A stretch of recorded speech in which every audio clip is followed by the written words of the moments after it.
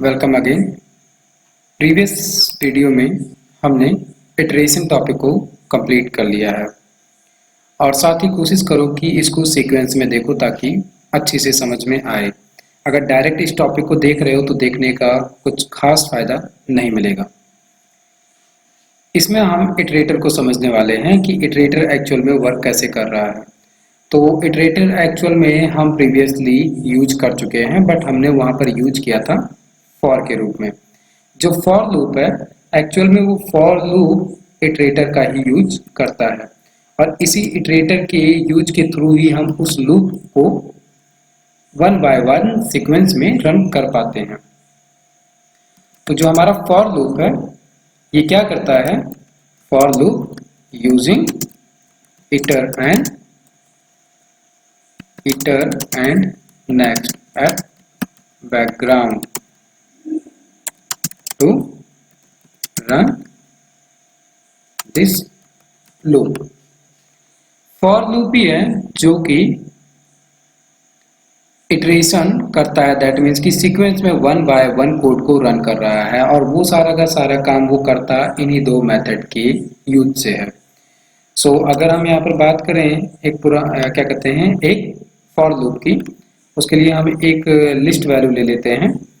तो list well करके हमने एक लिस्ट बनाई और इसके अंदर हम कुछ वैल्यूज को लिख लेते हैं, ABCD लिख लेते हैं। ओके, A B हो गया, C हो गया एंड D हो गया। अब अगर इसी चीज को हमें इटरेट करना है, वन बाय वन सीक्वेंस में घुमाना है, तो हम क्या करेंगे? फॉर लिए इनिशियलाइज कर देते हैं जिसमें कि इंडेक्स पोजीशन की वैल्यू आएगी और इन ऑपरेटर के थ्रू लिस्ट वैल के अंदर जो इंडेक्स पोजीशन पे पड़ी हुई वैल्यूज हैं उनको हम यहाँ पर प्रिंट करा लेते हैं। ठीक है, तो प्रिंट कराने के लिए आई और टेंस टू करके हम यहाँ पर क्या करते हैं? आई को पास कर देते हैं। होगा कैसे? लिस्ट वैल में 0 पोजीशन की वैल्यू A आएगी, उसको वो आई को पास करेगा और आई हमें यहाँ पर वैल्यूज दे देगा। तो हम एक बार इसको रन करते हैं। क्या हुआ? हमें ABCD ये चारों के चारों लिस्ट की वैल्यूज यहाँ पर हमें मिल गई। ये अभी तक का केस क्या है कि नॉर्मल जो हम फॉर लूप यूज करते हैं उसके थ्रू हुआ। लेकिन अगर हम बात करें इस इटर की, तो इस इटर का जो वर्क होता है एक्चुअल में उस केस में एक इटर और एक नेक्स्ट दोनों का वर्क लिया जाता है काम करने के लिए। यही लिस्ट वैल है। इसी लिस्ट वैल को अगर हम नेक्स्ट के थ्रू वन बाय वन देखना चाहें वैल्यूज को, तो हम वो भी कर सकते हैं। तो अगर हम यही काम करना चाहें कि हम इटर और नेक्स्ट का यूज करके यही सेम लिस्ट वैल की वैल्यू को वन बाय वन चेक करना चाहते हैं, तो उसके लिए करना क्या पड़ेगा? सबसे पहले तो इस पूरी लिस्ट वैल को हमें इटर के अंदर ले जाकर रखना पड़ेगा। मतलब कि हम एक नया वेरिएबल बनाते हैं इटर वैल नाम से और इटर वैल के अंदर हम किसे कॉल करने वाले हैं? जो हमारा ये इटर मेथड है इसको कॉल करेंगे और इसके अंदर हमने क्या किया? लिस्ट वैल को लाकर रख लिया। इसके बाद में अब हमें करना क्या है? हमको प्रिंट करना है। प्रिंट करने के लिए हमें इटर वैल चाहिए था, तो हम इसको नई लाइन से ले लेते हैं। दो नई लाइन बनाने के बाद में इसके बाद में हम फिर से प्रिंट कराते हैं और प्रिंट कराने में हमको करना क्या है? लिस्ट में पड़ी हुई वैल्यू को चेक करना है। तो नेक्स्ट मेथड का यूज किया और इसके अंदर हमने क्या रख लिया? Iter val. एक बार रन करके देखें। ऊपर तो हमें ABCD एक बार में मिल रहा है, लेकिन उसके नीचे हमें मिलने वाला है ये। तो यहाँ पर हम एक मैसेज भी लिख देते हैं कि यूजिंग इटर वैल और एक बार फिर से हम इसको रन करके देखते हैं कि एक्चुअल में हमें मिला क्या। तो नोटिस करो यहाँ पर क्या हुआ? यूजिंग इटर वैल केवल हमें पहली बार में क्या मिला? A मिला। अगर इसी को हम एक बार और चलाएंगे तो ये क्या करेगा? नेक्स्ट वैल्यू लाकर हमें देगा। तो मैं कॉपी करके पेस्ट अगर करूं तो ये क्या करेगा? अब अगर हम इसको रन करते हैं तो रन करने के साथ में ये ए के अलावा हमें एक बी भी देगा, मतलब कि ये एक एक बार में एक एक वैल्यू को उठा के लिस्ट में से हमें देगा। लेकिन ये सब कुछ हो कैसे रहा है, जब हम इटर को ले रहे हैं और इटर के बाद में हम नेक्स्ट वैल्यू ले रहे हैं। तो वैसे ही ये क्या करेगा, हम जितनी बार इसको दे रहे हैं उतना ही नेक्स्ट वैल्यू ये देगा। और जैसे ही हमारी लिस्ट की वैल्यू से एक्स्ट्रा चली जाएगी वैल्यू, दैट मीन्स कि हमारी लिस्ट की वैल्यू यहाँ पर कितनी है 0 1 2 एंड 3, तो 0 1 2 एंड 3 हो गया है, एक एक्स्ट्रा हमने नेक्स्ट मेथड को रन करा दिया है। तो ये नॉर्मली क्या दे देगा, कह देगा कि वैल्यू जो है इंडेक्स की वो खत्म हो चुकी है। ठीक, तो यहाँ पर हमें क्या मिल गया, स्टॉप इटरेशन मेथड मिल गया, जिसने कि इटरेशन को स्टॉप कर दिया। क्यों स्टॉप किया, क्योंकि हमको जो है लास्ट इंडेक्स पोजीशन जो थी वो मिल चुकी, इसलिए उसने उसके आगे वैल्यूज को नहीं शो कराया, क्योंकि उसके आगे कुछ नहीं बचा। तो ये तो क्या केस हो गया कि हमने इटर और नेक्स्ट मेथड का यूज किया और सिंपली केस को रन कर दिया। इसके अलावा अगर हम बात करें कि इटरेटर वर्सेस इटरेबल होता क्या है, तो इटरेटर का जो केस था वो क्या था, जो हमने अभी फॉर लूप से रन करके देखा, और इटरेबल का केस ये है जो अभी हमने करके देखा, जस्ट ऊपर वाला केस। क्योंकि लूप में हमको ये नहीं बताना पड़ रहा था एक एक बार कि चलो एक बार दिखा दिया आउटपुट फिर दोबारा करो दोबारा करो। लूप के अंदर जितने भी इंडेक्स पोजीशन वैल्यूज को मिल रही है उतनी बार वो ऑटोमेटिक चलेगा और लास्ट पोजीशन जहां मिलती है वहां पर वो ले जाकर स्टॉप कर देगा। लेकिन अगर हम इटर और नेक्स्ट मेथड का यूज करके इसी काम को कर रहे हैं तो हमें मैनुअली जितनी बार रन करना है हम उतनी बार उसको रन कर रहे हैं। ये काम हम किसके थ्रू कर रहे हैं, हम कर रहे हैं इटर और नेक्स्ट के थ्रू। लेकिन ये वाला केस पहले ही हमने करके देख लिया है कि इटर के थ्रू हम फॉर लूप के थ्रू हम रन करके इटरेशन कर चुके। लेकिन इसी को अगर हम बनाना चाहें इटरेशन को ही, किसके थ्रू, क्लास और क्लास के अंदर दो मेथड बनाएं और उसके थ्रू हम इसी इटरेशन को परफॉर्म करके देखें, और वो केस कैसा होगा, एकदम सेम टू सेम वैसा ही होगा जैसा कि फॉर लूप करता है। तो इसके लिए हमें क्या करना पड़ेगा, पहले हमें क्लास बनाना पड़ेगा, क्लास के साथ मेथड। तो क्लास और मेथड का केस तो हमने पहले भी देखा हुआ है कि हम क्लास कैसे बना रहे हैं और उसके अंदर मेथड कैसे बना रहे हैं। तो एक क्लास बनाते हैं नंबर, और नंबर के अंदर हम क्या करेंगे, यही इटर और नेक्स्ट जो स्पेशल मेथड्स हैं इनको यूज करेंगे। तो डेफ और डेफ के साथ में डबल अंडरस्कोर के साथ में इटर, और इटर का यूज जो करना है ये किस लिए करना है, हम यहाँ पर इनिशियलाइजेशन करने वाले हैं केवल। और किस चीज की इनिशियलाइजेशन करने वाले हैं, केवल और केवल वैल्यू की। तो वैल्यू के लिए हम क्या करेंगे यहाँ पर, ओके यहाँ पर हमने क्या नहीं लिया, सेल्फ। सेल्फ के साथ में यहाँ पर क्या करेंगे, सेल्फ डॉट ए हमने लिया और इसमें वैल्यू इनिशियलाइज कर दी 1, और इसी के साथ हमने क्या किया, इसको रिटर्न कर दिया। ठीक है,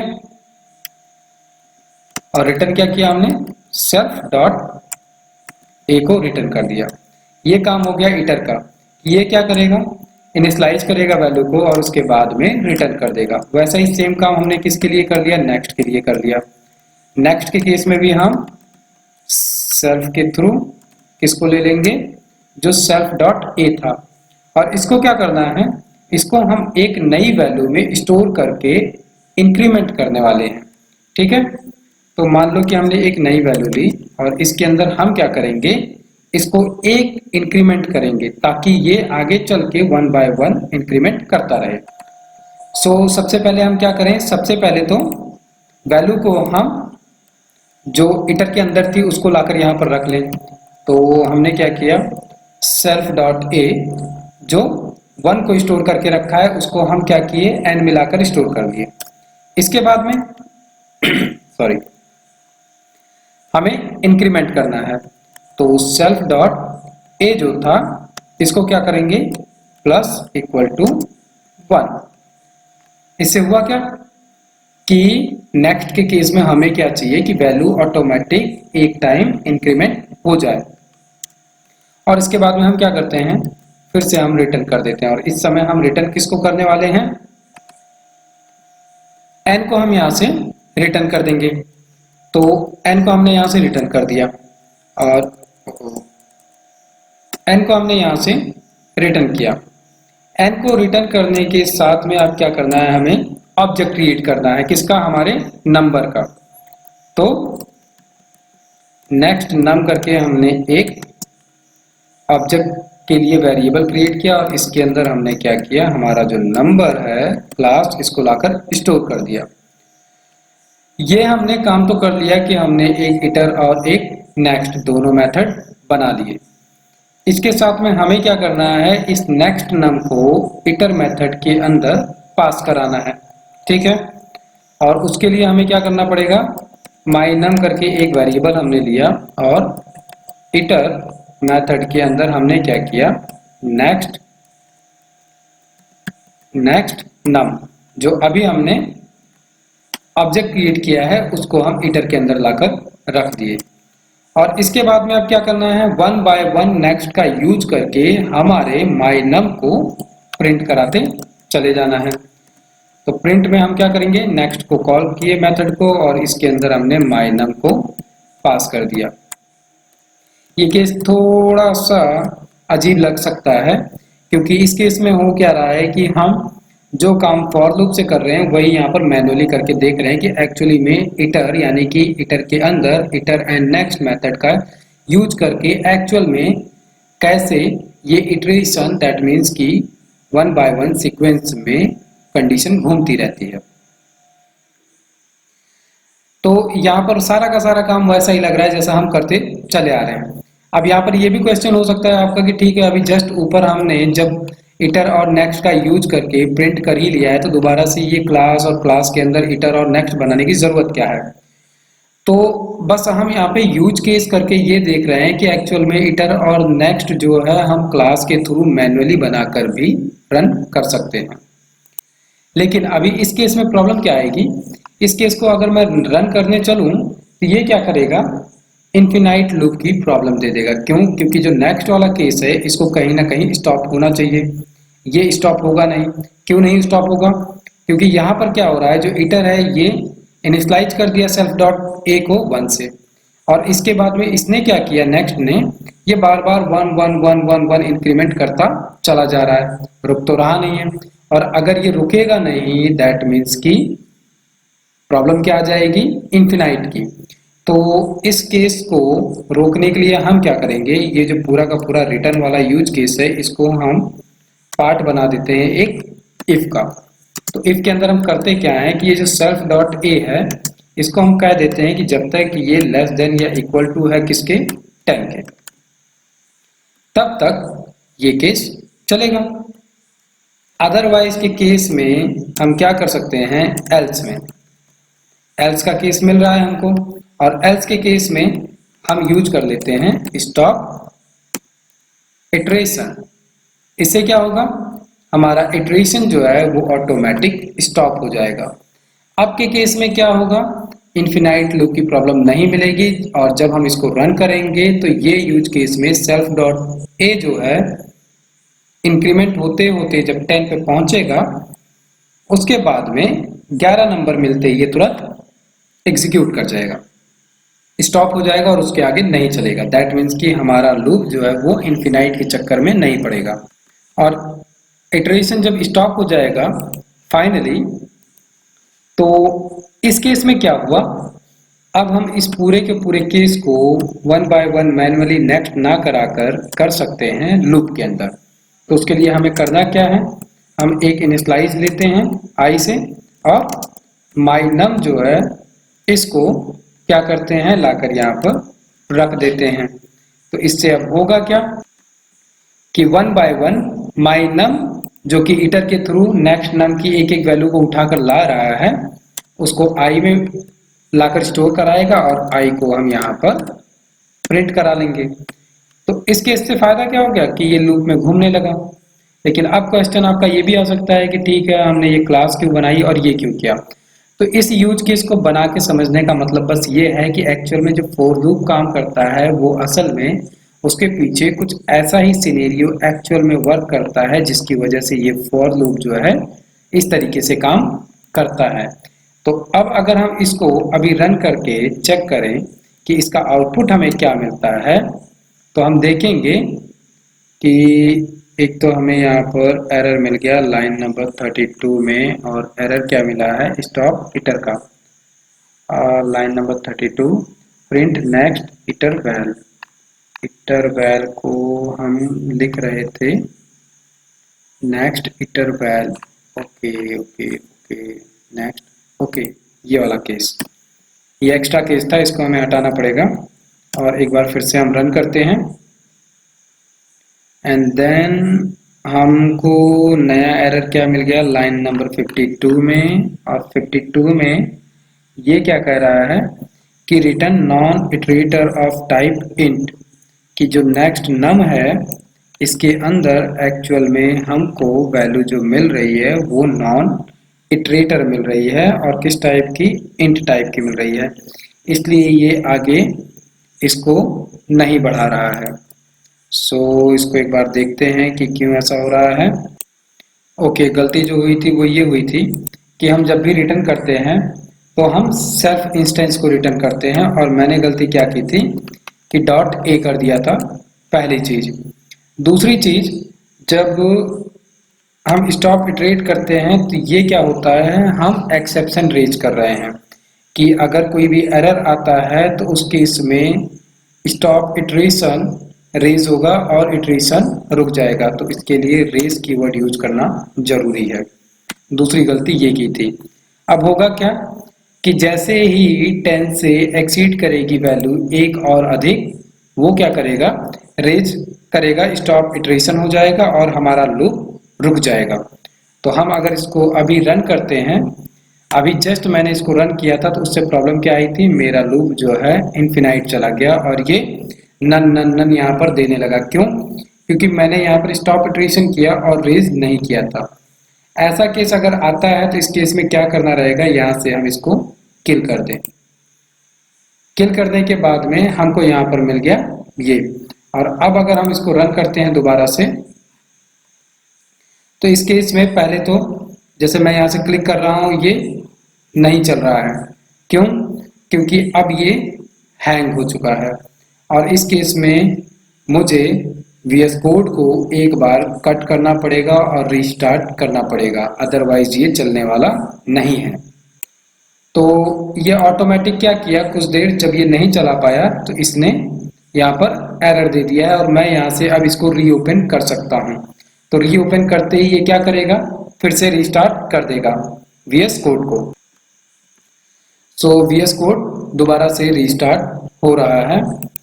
इस तरीके की सिचुएशन आ सकती है कि हमारा लूप इनफिनाइट में जा सकता है, और इस केस में पहला तो कि हम टर्मिनल को क्लोज कर दें। अगर इससे भी काम नहीं बन रहा है तो ऑटोमेटिक थोड़ी देर बाद VS कोड एक पॉपअप रेज कर देगा जिसमें कहेगा कि इसको आप फिर से रिस्टार्ट करो। तब भी नहीं हो रहा है तो एक यूज केस बचता है कि हम अपना राइट क्लिक करके टास्क मैनेजर ओपन करें और वहां से जाके फोर्सफुली अपने एडिटर को क्लोज करें, अदरवाइज ये हैंग की प्रॉब्लम दे सकता है। तो अभी के केस में क्या है, जो प्रॉब्लम आई थी कि रेज कीवर्ड का नहीं यूज किया था उसका यूज कर लिया है। और अब अगर हम इस कोड को रन करेंगे तो हमें फाइनली इसका आंसर भी मिलेगा और उसके साथ में जो प्रॉब्लम अभी आई थी कि पहली चीज तो यहाँ पर रिटर्न कराते समय सेल्फ इंस्टेंस के साथ में डॉट ए भी दे दिया था जो कि गलत था। क्यों गलत था? क्योंकि हमने जस्ट प्रीवियस वीडियो में देखा है कि जब कभी भी हम इंस्टेंस क्रिएट करते हैं तो केवल हम इंस्टेंस को पास करते हैं। इसके बिहाफ पे होता क्या है, इस सेल्फ के थ्रू जितने भी वेरिएबल हमने स्टोर किए हैं वो सारे के सारे सेल्फ में आकर स्टोर पड़े रहते हैं और सेल्फ के बिहाफ पर ही हम इसमें पड़े हुए सारी वैल्यूज को फेच कर सकते हैं। जैसे कि नेक्स्ट मेथड में हम सेल्फ डॉट ए को केवल और केवल इसी सेल्फ के थ्रू फेच कर ले रहे हैं।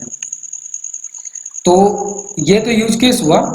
और एट द लास्ट जो यहाँ पर गलती हुई थी कि रेज कीवर्ड का यूज नहीं किया था वो भी हमने कर लिया। तो एक बार फिर से अगर हम इसको रन करते हैं तो रन करने के साथ में होगा क्या, सबसे पहले तो हमारे फॉर लूप का आउटपुट मिला और इसके बाद में क्या हुआ, हमें 1 से 10 तक का आउटपुट अलग से मिल गया। दैट मीन्स कि हमारा ये काम हो गया।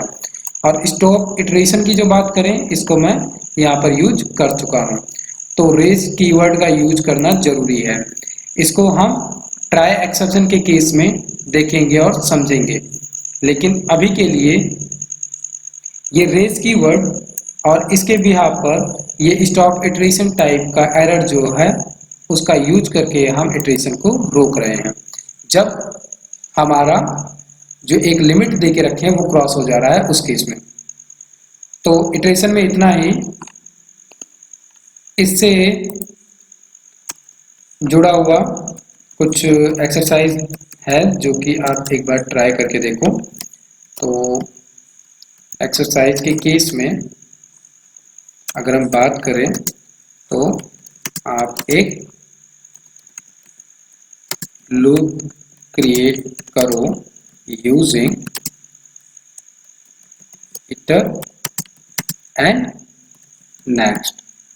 ठीक है, ये छोटा सा यूज केस है, इसलिए इसको हम बहुत ज़्यादा लंबा नहीं खींचेंगे। आप इसको एक बार बना के चेक कर लो, क्योंकि आगे चल के भी हम इसको अभी फ़िलहाल में यूज करने वाले नहीं हैं। इसका इस्तेमाल अभी फ़िलहाल में आपको नहीं पड़ने वाला है। हमारा जितना भी यूज केस होगा इटरेशन टाइप वाला, उसके लिए हम फॉर लूप का यूज करेंगे और उसके साथ में इन ऑपरेटर से हम जो कुछ भी होगा उसको हम इटरेट कर करके आउटपुट फेच कर लेंगे। तो इस पे बहुत ज़्यादा अभी हमें फोकस करने की ज़रूरत नहीं है। ठीक है, तो इसको हम यहीं पर एंड करते हैं। इन केस अगर कोई क्वेरी या क्वेश्चन है तो कमेंट करके पूछ सकते हो। अभी के लिए फ़िलहाल इतना ही।